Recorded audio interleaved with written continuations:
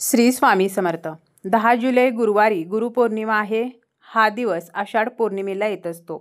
आषाढ पौर्णिमा म्हणजेच गुरुपौर्णिमा ही आपण अगदी मोठ्या श्रद्धेने साजरी करत असतो। या दिवशी आपण जर काही चांगल्या गोष्टी केल्या तर याचे फळ आपल्याला मिळत असते, परंतु जर काही चुका या दिवशी झाल्या तर मात्र आपण केलेल्या पूजेचे कोणतेही फळ आपल्याला मिळत नाही। या दिवशी आपण काही चुका या अजिबात करू नयेत। कोणत्या चुका आपण या दिवशी करू नयेत याचीच माहिती आपण या व्हिडिओमध्ये पाहणार आहोत। हिंदू दिनदर्शिकेप्रमाणे आषाढ या हिंदू महिन्यामध्ये येणारी पौर्णिमा ही गुरुपौर्णिमा असते। गुरुपौर्णिमा ही व्यास पौर्णिमा म्हणून सुद्धा ओळखली जाते। महर्षी वेदव्यास यांच्याविषयी आदर व्यक्त करण्याचा हा दिवस असतो। असे म्हटले जाते की याच दिवशी वेदव्यासांनी आपल्या शिष्यांना भगवत पुराणाचे ज्ञान दिले। शिवाय व्यासांचा जन्मसुद्धा याच दिवशी झाला, म्हणूनच गुरुपौर्णिमेचा दिवस हा व्यास पौर्णिमा म्हणून सुद्धा साजरा केला जातो। गुरुपौर्णिमा ही एक परंपरा आहे जी सर्व आध्यात्मिक गुरूंना तसेच शैक्षणिक गुरूंना समर्पित आहे।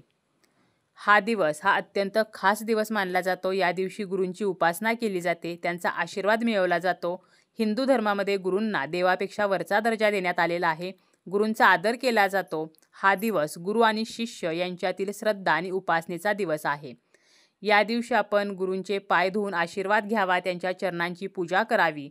परंतु या दिवशी जर काही चुका केल्या तर मात्र याचे दुष्परिणाम आपल्याला भोगावे लागत असतात आणि आपण कितीही पूजा केली तरी सुद्धा त्याचे फळ आपल्याला मिळत नाही। कोणत्या चुका, कोणती कामे आपण या दिवशी करू नयेत याचीच माहिती आपण आजच्या या व्हिडिओमध्ये पाहणार आहोत। सर्वप्रथम या दिवशी आपण काय करावे हे आपण पाहूया। गुरुपौर्णिमेच्या दिवशी आपल्याला सकाळी ब्रह्ममुहूर्तावरती उठायचं आहे, आपलं नित्यकर्म आटोपायचं आहे। त्यानंतर आपल्याला ब्रह्ममुहूर्तावरती स्नान करायचं आहे।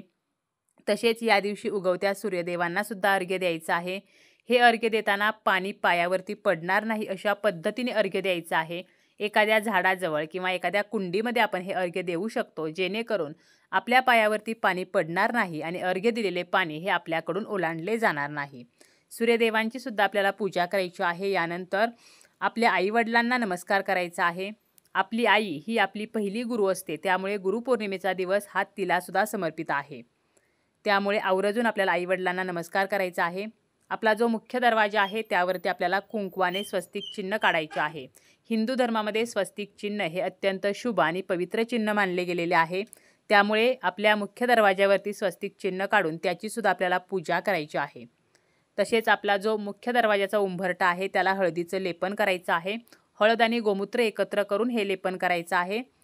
हळद ही माता लक्ष्मीला आकर्षित करते आणि उंबरट्याला हळदीचे लेपन केल्यामुळे सर्व प्रकारची नकारात्मकता नष्ट होते आणि आपल्या घरातलं वातावरण हे सकारात्मक होत असते। तसेच आपल्याला तुळशीची पूजा करायची आहे। तुळशीजवळ आवर्जून तुपाचा दिवा लावायचा आहे।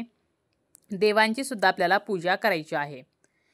आपल्या देवघरामध्ये आपल्या गुरूंची जी मूर्ती आहे तर तिला विधिवत अभिषेक करायचा आहे, त्यांची विधिवत पूजा करायची आहे। त्याचप्रमाणे आपल्या गुरूंचे पाय धुवून त्यांच्या चरणांची पूजा आपल्याला या दिवशी करायची आहे। गुरुमंत्राचा 11 माळी जप करायचा आहे। इतका जप करणे शक्य नसेल तर आपल्याला जेवढा जमेल तर तेवढा आपल्याला गुरुमंत्राचा जप करायचा आहे। जर आपण गुरु केलेले नसतील तर आपल्या जवळपास जे मंदिर आहे तर त्या ठिकाणी जाऊन आपल्याला सेवा उपासना करायची आहे। या दिवशी आपण दत्तगुरूंची सेवा करू शकतो, विष्णूंची सेवा करू शकतो, स्वामी समर्थांची सेवा करू शकतो।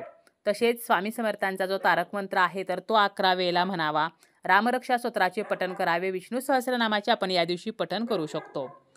तसेच आपल्याला या दिवशी एकनिष्ठ राहायचे आहे, खरेपणाने वागायचे आहे। आता या दिवशी आपण काही चुका ज्या आहेत तर त्या मात्र अजिबात करायच्या नाहीत। कोणत्या चुका आपण करायच्या नाहीत? आपण आपल्या आयुष्यामध्ये कितीही यशस्वी झालो असलो, कितीही मोठे झालो असलो तरीसुद्धा गुरूंच्या आसनावरती बसू नये। गुरु जर खुर्चीवरती बसणार असेल तर आपल्याला खुर्चीवरती बसायचं नाही, मात्र गुरु जर जमिनीवरती बसले असतील तर आपण जमिनीवरती बसू शकतो। थोडक्यात सांगायचं झालं तर आपण कितीही जरी मोठे झालो असलो तरीसुद्धा आपल्या गुरूंची बरोबरी आपल्याला करायची नाही। तसेच भिंतीला टेकून किंवा इतर कोणत्याही गोष्टीला टेकून आपल्याला गुरुसमोर बसायचं नाही। आपले पाय पसरून कधीही गुरुसमोर बसू नये, कारण असे करणे म्हणजे गुरूंचा एक प्रकारे अपमान करण्यासारखे आहे। आपल्या गुरुबद्दल कधीही वाईट बोलायचं नाही, असे करणे म्हणजे महापाप मानले जाते।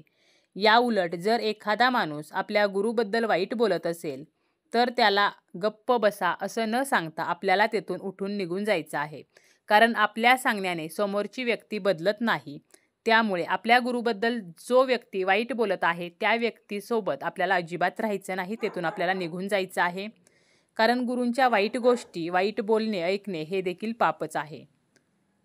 तसेच आपल्याकडे कितीही संपत्ती असली, ऐश्वर्य असले, धनदौलत असली तरीसुद्धा आपल्या गुरुसमोर कधीही आपली कीर्ती मिरवू नये. कारण गुरूंनी दिलेल्या ज्ञानापेक्षा शिष्याने जे काही कमवले आहे तर ते कमीच असते. आपल्याला गुरूंनी जे काही ज्ञान दिलेले असते तर यामुळेच आपले कल्याण झालेले असते, त्यामुळेच आपल्याला धनदौलत, ऐश्वर्य प्राप्त झालेले असते. त्यामुळे गुरूच्या ज्ञानाची किंमत ही कोणत्याही संपत्तीने फेडता येत नाही. त्यामुळे आपली संपत्ती मिरवू नये. गुरु जर काही आपल्याला सांगत असतील तर ते शांतपणे ऐकायचे आहे. या दिवशी आपल्याला घरामध्ये अस्वच्छता ठेवायची नाही, कारण हा दिवस लक्ष्मीला सुद्धा समर्पित असतो. गुरुपौर्णिमेच्या दिवशी कोणाशीही कठोर बोलू नये, वाद विवाद, भांडण, तंटा या गोष्टी करू नयेत. तसेच कोणत्याही स्त्रीचा किंवा वडीलधाऱ्या व्यक्तींचा अपमान करू नये. यामुळे सुद्धा गुरु नाराज होतात आणि त्यांचा आशीर्वाद आपल्याला अजिबात लाभत नाही. या दिवशी मांसाहार करू नये, मद्यपान करू नये, तामसिक पदार्थाचे सेवन करू नये. आपण जो काही या दिवशी नैवेद्य बनवणार आहोत यामध्ये कांदा लसणाचा वापर करू नये. आपण ज्या काही भाज्या बनवतो यामध्ये सुद्धा कांदा लसूण वापरू नये. तसेच कोणालाही जाणून न घेता गुरु करू नये. गुरुला भेटायला जाताना रिकाम्या हाताने जाऊ नये. त्यांच्यासाठी काही ना काही भेटवस्तू घेऊन जावे. निदान एखादे गुलाबाचे फूल तरी नेऊन आपल्या गुरूंच्या चरणावरती अर्पण करायचं आहे. पौर्णिमेचा जो दिवस आहे तर तो माता लक्ष्मीला समर्पित आहे, त्याचप्रमाणे अन्नपूर्णेला सुद्धा समर्पित असतो.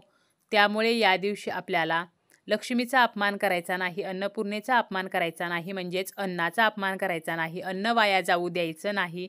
तसेच या दिवशी आपल्याला कोणत्याही पशुला, कोणत्याही पक्षाला किंवा प्राण्याला त्रास द्यायचा नाही. याउलट आपल्या दारामध्ये एखादा पशु आला किंवा एखादी गाय आली तर तिला काही ना काही खायला द्यायचं आहे. आपल्या दारामध्ये एखादी व्यक्ती आली तर त्या व्यक्तीला रिकाम्या हाती परत न पाठवता आपल्याला काही ना काही खायला द्यायचं आहे.